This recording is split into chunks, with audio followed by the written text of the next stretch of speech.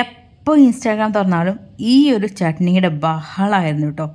അത്ര പേരാണ് ഈ ഒരു ചട്നി ട്രൈ ചെയ്തിട്ടുണ്ടായിരുന്നത്. ഒന്നാമത് ഇത് മാങ്ങാക്കാലം കൂടെയാണല്ലോ. അപ്പോൾ ആ സമയത്ത് വൈറലായിട്ട് വന്നിട്ടുള്ള ഒരു ചട്നിയാണ് കേട്ടോ. എങ്ങനെയാണ് ചെയ്തെടുക്കുന്നത് നോക്കാം.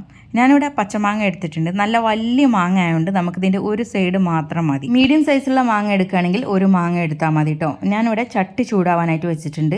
ഇതിലേക്ക് 2 ടേബിൾ സ്പൂണോളം വെളിച്ചെണ്ണയാണ് ഞാൻ ചേർത്തേക്കുന്നത്. അവർ പൊതുവെ ഓയിലാണ് ഉപയോഗിക്കുന്നത്. ഏത് വേണമെങ്കിലും നിങ്ങൾക്ക് ഉപയോഗിക്കാം കേട്ടോ. നമ്മൾ കഷ്ണാക്കി വെച്ചിട്ടുണ്ടായിരുന്ന മാങ്ങ ഇതിലേക്ക് ഇതുപോലെ വെച്ച് കൊടുക്കുക കേട്ടോ. കമഴ്ത്തിയിട്ട് വെച്ച് കൊടുക്കുക. അതുപോലെ തന്നെ നമ്മൾ തക്കാളിയും ഇട്ട് കൊടുക്കാം. ഞാനിവിടെ 3 തക്കാളിയാണ് എടുത്തേക്കുന്നത്. ഏകദേശം ഒരു മീഡിയം സൈസുള്ള 3 തക്കാളി എടുത്താൽ മതി. ഇതിലേക്കൊരു 8 അല്ലി വെളുത്തുള്ളി കൂടെ ചേർത്ത് കൊടുക്കാം. കൂടെ തന്നെ ഒരു 5 പച്ചമുളക് ചേർത്ത് കൊടുക്കാം. മുളക് പൊടി ഇനിയും നമ്മൾ ചേർക്കുന്നുണ്ട്. അപ്പോൾ എരിവ് എപ്പോഴും നിങ്ങൾ ബാലൻസ് ചെയ്തിട്ട് തന്നെ ചെയ്ത് നോക്കുക കേട്ടോ. പുളി ഉള്ളത് കൊണ്ട് തന്നെ എരിവ് അങ്ങനെ പെട്ടെന്നൊന്നും കൂടുന്നില്ല കേട്ടോ.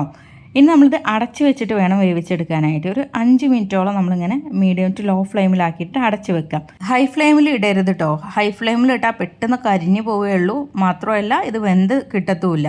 അപ്പോൾ 5 മിനിറ്റിന് ശേഷം നമ്മളിതുപോലെ തിരിച്ചിട്ട് കൊടുക്കുക. വീണ്ടും നമ്മൾ അടച്ചു കൊടുക്കുക. കുറച്ച് നേരം കൂടെ നമ്മൾ വേവിച്ച് കൊടുക്കുക കേട്ടോ.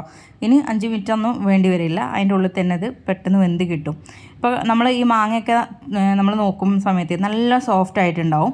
മാത്രമല്ല ഈ ഒരു തക്കാളിയുടെ സ്കിന്നൊക്കെ ഇങ്ങനെ അടർന്ന് വന്നിട്ടുണ്ടാവും കേട്ടോ. അതുകൊണ്ട് തന്നെ നമുക്ക് അതിൻ്റെ സ്കിന്ന് പെട്ടെന്ന് ഇതിൽ നിന്ന് എടുക്കാൻ പറ്റും.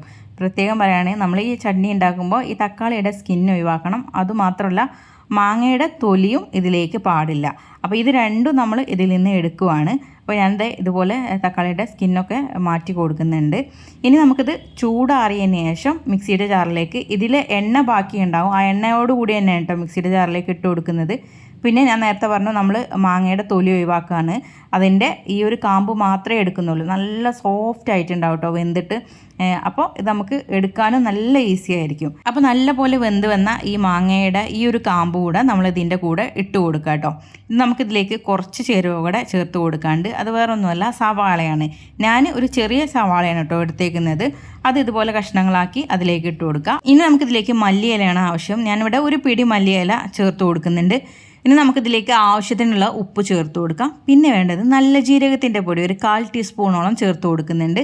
1 ടീസ്പൂൺ മുളക് പൊടി കൂടെ ചേർത്തിട്ട് നല്ല ഫൈനാവേണ്ട ആവശ്യമൊന്നുമില്ല. ജസ്റ്റ് ഒരു തരിതരിപ്പോട് കൂടി നമ്മൾ ഇത് അരച്ചെടുക്കുക കേട്ടോ. ഇതുപോലെ അങ്ങ് അരച്ചെടുത്താൽ മതി. ഇനി ഇതുണ്ടല്ലോ നമ്മുടെ ചപ്പാത്തിയുടെയും പൊറോട്ടയുടെയൊക്കെ കൂടെ കഴിക്കാൻ നല്ല ടേസ്റ്റ് ഉണ്ട്. ഇനി ചോറുടെ കൂടെ ആണെങ്കിലും കഴിക്കാൻ ടേസ്റ്റ് ഉണ്ട് കേട്ടോ. എല്ലാവരും ട്രൈ ചെയ്ത് നോക്കുക. പച്ചമാങ്ങ വെച്ചിട്ട് ഇതുപോലൊരു ചട്നി നിങ്ങൾ ചെയ്ത് നോക്കിയിട്ടില്ലെങ്കിൽ ഒന്ന് ട്രൈ ചെയ്ത് നോക്കുക കേട്ടോ. വീഡിയോ നിങ്ങൾക്ക് ഇഷ്ടപ്പെടുവാണെങ്കിൽ ലൈക്ക് ചെയ്യാൻ മറക്കരുത്, ഷെയർ ചെയ്യാൻ മറക്കരുത്. ഈ ഒരു ചാനലിലേക്ക് ആദ്യമായിട്ട് വരുന്നവരുണ്ടാവും. അങ്ങനെയുള്ളവരാണെങ്കിൽ ചാനൽ ഫോളോ ചെയ്യാനും കൂടെ മറക്കരുത് കേട്ടോ. അപ്പോൾ എല്ലാവർക്കും താങ്ക്സ് ഫോർ വാച്ചിങ്.